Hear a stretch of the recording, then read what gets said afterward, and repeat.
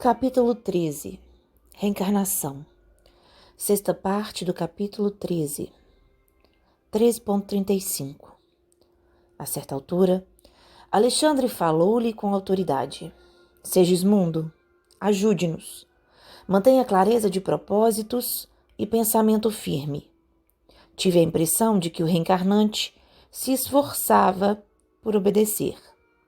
Agora, continuou o instrutor, sintonize conosco relativamente à forma pré-infantil.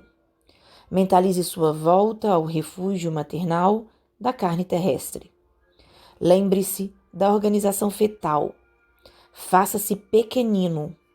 Imagine sua necessidade de tornar a ser criança para aprender a ser homem. Compreendi que o interessado precisava oferecer o maior coeficiente de cooperação individual para o êxito amplo. Surpreendido, reconheci que ao influxo magnético de Alexandre e dos construtores espirituais, a forma perispiritual de Segismundo tornava-se reduzida. A operação não foi curta, nem simples. Identificava o esforço geral para que se efetuasse a redução necessária. Segismundo parecia cada vez menos consciente. Não nos fixava com a mesma lucidez, e suas respostas às nossas perguntas afetuosas não se revelavam completas. Por fim, com grande assombro meu verifiquei que a forma de nosso amigo assemelhava-se de uma criança. O fenômeno espantava-me, e não pude conter as interrogações que se represavam no íntimo. Observando que Alexandre e os construtores se dispunham a alguns minutos de intervalo antes da penetração na câmara conjugal, acerquei-me do prestimoso orientador, que me percebeu em um relance a curiosidade. 13.36. Acolheu-me, cortês como sempre, e falou: já sei. Você permanece torturado pelo espírito de pesquisa. Sorri desapontado, mas cobrei ânimo e indaguei. Como pode ser o que vejo? Ignorava que o renascimento compelisse o plano espiritual a serviços tão complexos. O trabalho enobrecedor está em toda parte, acentuou Alexandre intencionalmente. O paraíso da ociosidade é talvez a maior ilusão dos princípios teológicos que obscurecem na crosta o sentido divino da verdadeira religião. Fez uma pausa, fixou um gesto expressivo e continuou. Quanto à estranheza de que se sente possuído, não vemos razão para tanto. A desencarnação normal na Terra obriga o corpo denso de carne a não menores modificações.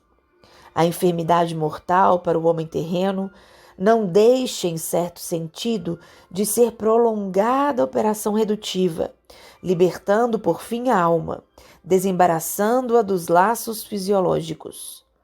Há pessoas que, depois de algumas semanas de leito, se tornam francamente irreconhecíveis. E devemos considerar que o aparelho físico permanece muito distante da plasticidade do corpo perispiritual, profundamente sensível à influenciação magnética. A explicação não podia ser mais lógica. O que vimos, porém, com Segismundo, perguntei, é regra geral para todos os casos? De modo algum, respondeu o instrutor atencioso.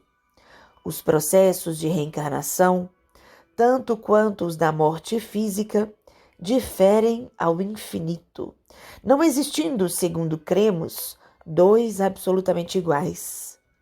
As facilidades e obstáculos estão subordinados a fatores numerosos, muitas vezes relativos ao estado consciencial dos próprios interessados no regresso à crosta ou na libertação dos veículos carnais. Há companheiros de grande elevação que, ao voltarem à esfera mais densa em apostolado de serviço e iluminação, quase dispensam o nosso concurso.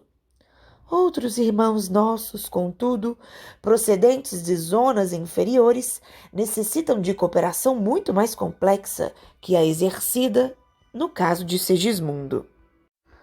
13.37 Não deveriam renascer, porém, interroguei curioso, tão somente aqueles que se revelassem preparados? Não podemos esquecer, no entanto, refutou o meu esclarecido interlocutor, que a reencarnação é o curso repetido de lições necessárias. A esfera da crosta é uma escola divina e o amor, por intermédio das atitudes intercessórias, reconduz diariamente ao banco escolar da carne milhões de aprendizes. O orientador, amigo, calou-se por alguns instantes e prosseguiu. A reencarnação de Segismundo obedece às diretrizes mais comuns. Traduz expressão simbólica da maioria dos fatos dessa natureza, porquanto nosso irmão pertence à enorme classe média dos espíritos que habitam a crosta, nem altamente bons, nem conscientemente maus. Acresce notar, todavia, que a volta de certas entidades das regiões mais baixas, o que ocasiona laboriosos e pacientes esforços dos trabalhadores de nosso plano. Semelhantes seres obrigam-nos a processos de serviço que você gastará ainda muito tempo para compreender. As elucidações de Alexandre calavam-me fundo, satisfazendo-me a pesquisa intelectual.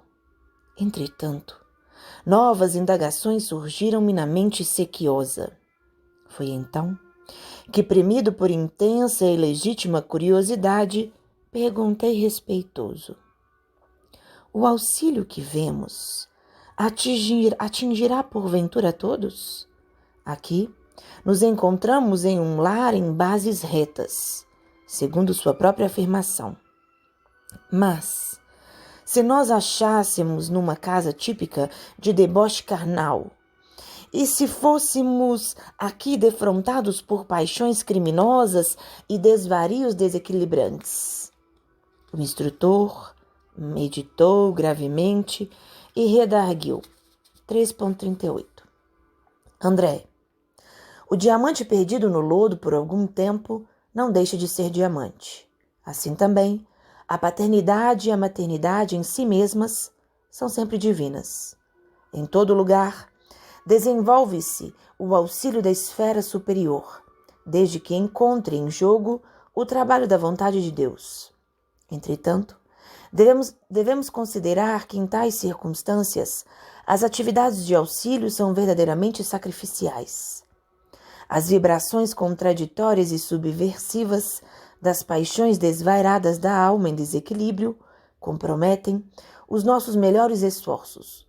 E muitas vezes, nessas paisagens de irresponsabilidade e viciação, para ajudar, em obediência ao nosso ministério, devemos, antes de tudo, lutar contra entidades monstruosas, dominadoras dos círculos de vida dos homens e das mulheres, que, imprevidentemente, escolhem o perigoso caminho da perturbação emocional, no qual tais entidades ignorantes e desequilibradas transitam. Nesses casos, nem sempre a nossa colaboração pode ser perfeita, porquanto são os próprios pais que, menosprezando a grandeza do mandato que lhes foi confiado, abrem as portas de suas potências sagradas aos impiedosos monstros da sombra que lhes perseguem os filhos nascituros. Certas almas heróicas escolhem semelhante entrada na existência carnal, a fim de se fortalecerem nas resistências supremas contra o mal desde os primeiros dias de serviço uterino. Entretanto, devemos considerar que é preciso ser suficientemente forte na fé e na coragem para não sucumbir. Nos renascimentos dessa espécie, o maior número de criaturas, porém, cumpre o programa salutar das provações retificadoras. Muitas fracassam. Todavia, Há sempre grande quantidade das que retiram os melhores lucros espirituais no setor da experiência para a vida eterna. Alexandre comentara o assunto com imponente beleza. Começava eu a compreender a procedência de certos fenômenos teratológicos e de determinadas moléstias congênitas que no mundo confrangem o coração. As asserções do momento levavam-me a novo e fascinante estudo, a questão das provas retificadoras e necessárias. 13.39. Em seguida, Alexandre convidou os construtores a examinarem os mapas cromossômicos em companhia dele, junto de Herculano. Acompanhei o trabalho com interesse, embora absolutamente desprovido de competência para juizar com precisão relativamente aos caprichosos desenhos sob nosso olhar. Não me é dado transmitir determinadas definições daquela pequena assembleia de autoridades espirituais, por falta de elementos para comparação analógica, mas posso dizer que, finda a parte propriamente técnica das conversações, o meu orientador acrescentava satisfeito. Com exceção do tubo arterial, na parte a dilatar-se para o mecanismo do coração, tudo irá muito bem. Todos os genes poderão ser localizados com normalidade absoluta. Depois de pequena pausa, acentuou: os membros e os órgãos serão excelentes.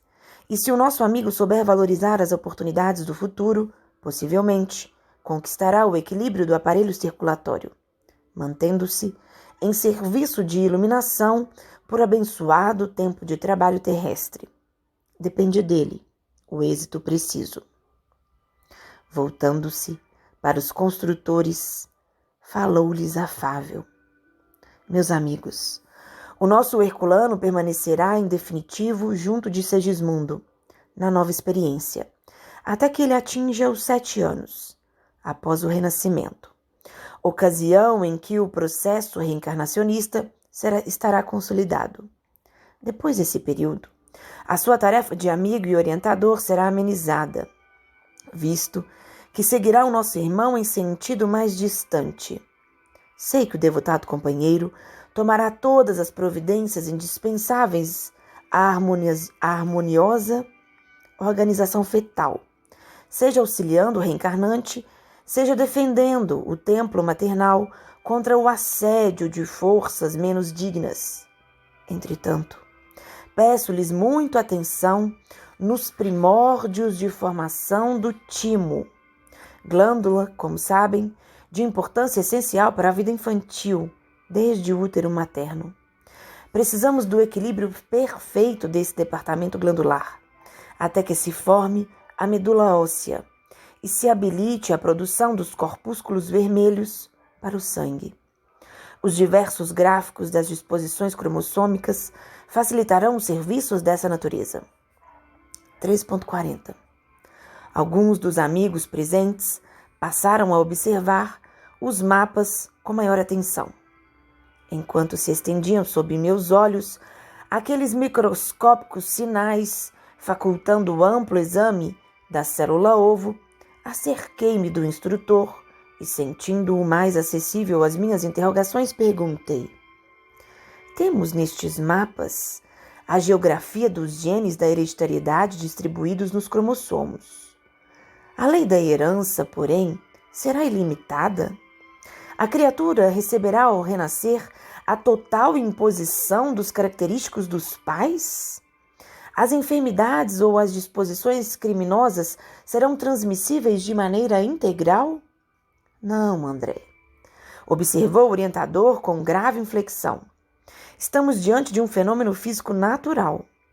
O organismo dos nascituros, em sua expressão mais densa, provém do corpo dos pais, que lhes entretêm a vida e lhes criam os caracteres com o próprio sangue.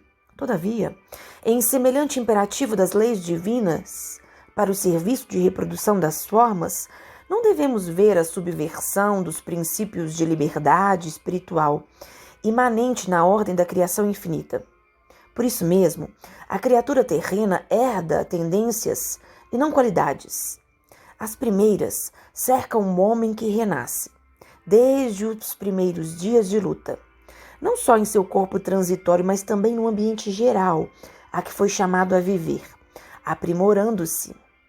As segundas resultam do labor individual da alma encarnada, na defesa, na educação e aperfeiçoamento de si mesma nos círculos benditos da experiência.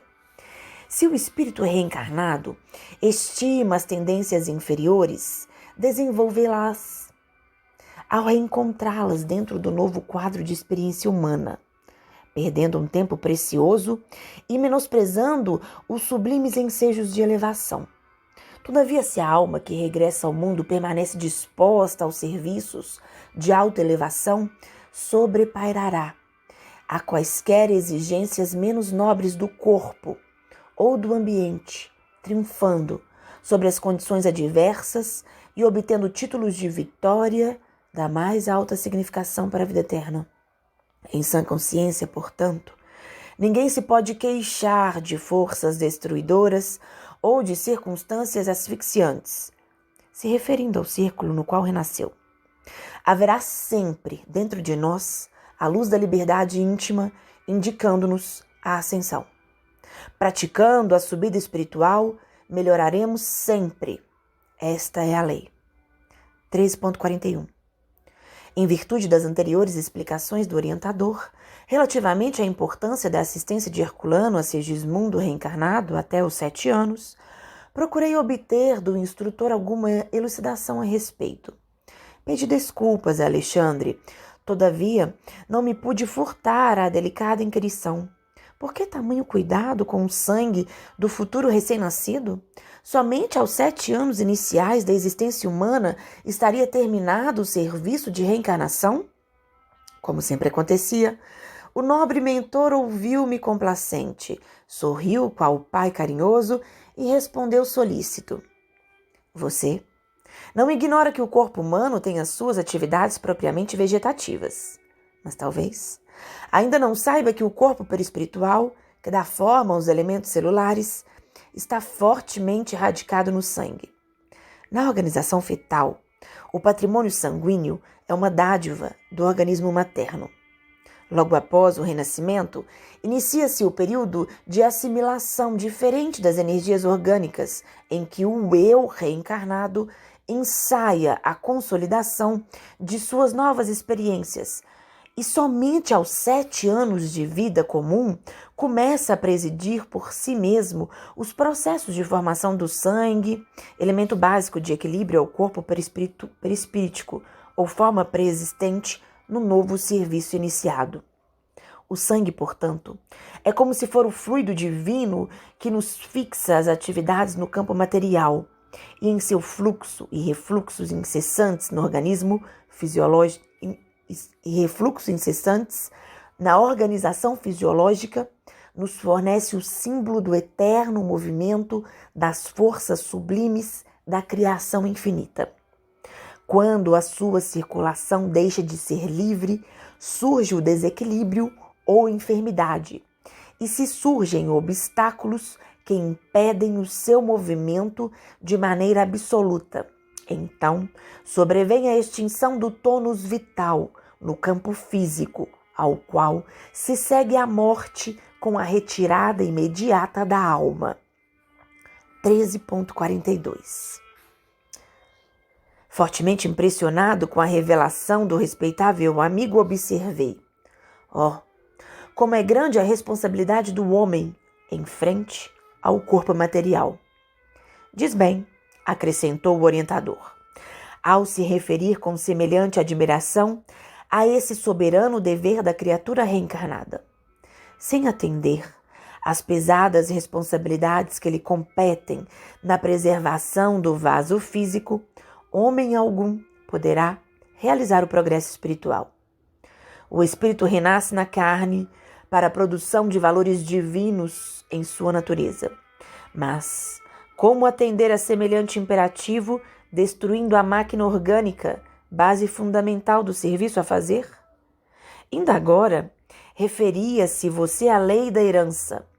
O corpo terreno é também um patrimônio herdado há milênios e que a humanidade vem aperfeiçoando através dos séculos.